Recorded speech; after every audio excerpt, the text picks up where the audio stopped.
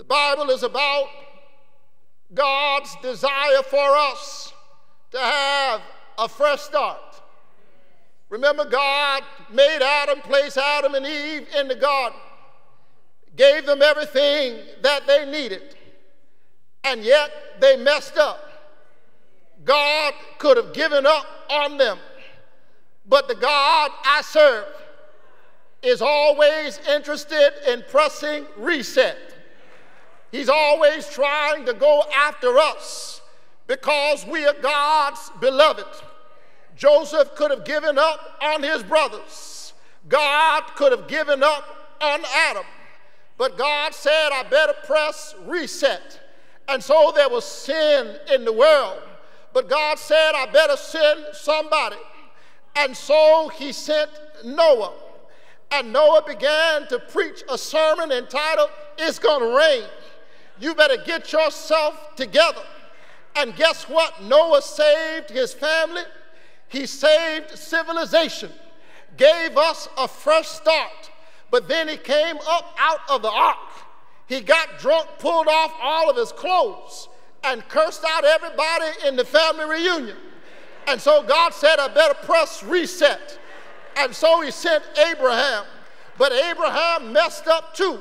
He was a liar and a deadbeat dad. And so God sent Isaac, and Isaac was a liar because his daddy was a liar. And so he sent Jacob, and Jacob was a liar and a trickster who robbed his brother of his own birthright. And so God said, I better press reset. I see my children down in Egypt suffering. And so he sent Moses, but Moses was a murderer.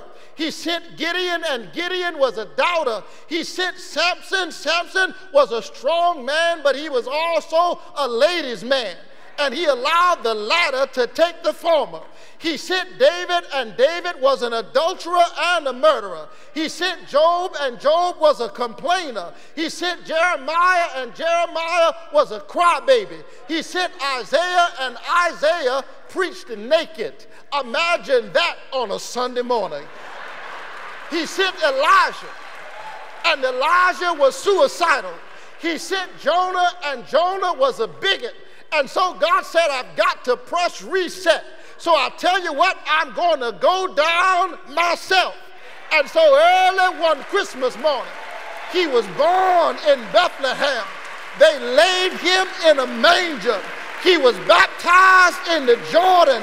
He escaped into Egypt in order to escape cycles of violence and destruction.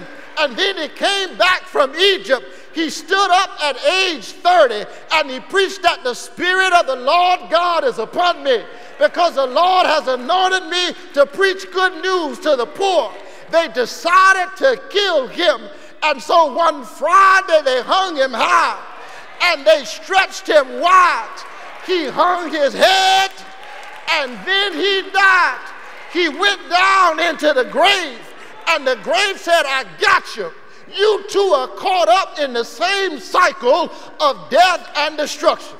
But what the grave didn't know is that he went into the grave in order to hold captivity captive.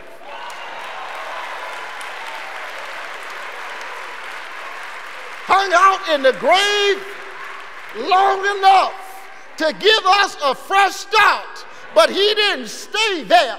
And I've got news for you. You don't have to stay in the grave where you found yourself. Because early one Sunday morning, he got up out of the grave with all power in his hand. You can have a fresh start. You don't have to die because of the issues in your family. You ought to stand up today. Stand up to every issue, every abuse, every disappointment, every lie, every pain, every problem, every pathology, every sickness, every sad memory, every sorry situation, everything that would stand up to the power of God. You ought to stand up today and say the devil is a liar. I can have a fresh start. The devil is a liar.